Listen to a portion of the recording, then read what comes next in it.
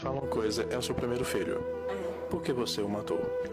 Eu matei porque os irmãos do meu marido, quando ia lá em casa, davam mais atenção pra ele do que pra mim. Aí eu senti ciúme, peguei e fiz isso com ele. Camila Santos Nascimento, de 18 anos, está presa após matar o próprio filho de 1 mês, na tarde dessa quinta-feira, com uma facada no coração.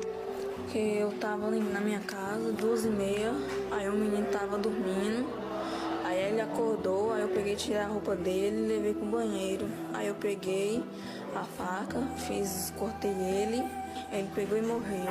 Aí eu peguei, lavei ele todinho, levei ele pro quarto, enxuguei, vesti a roupa e botei o negócio da fralda nele pra tampar o corte. Aí peguei, vesti ele, botei dentro do berço. Aí eu peguei e deixei a porta da cozinha aberta para todo mundo pensar que foi gente que entrou e matou.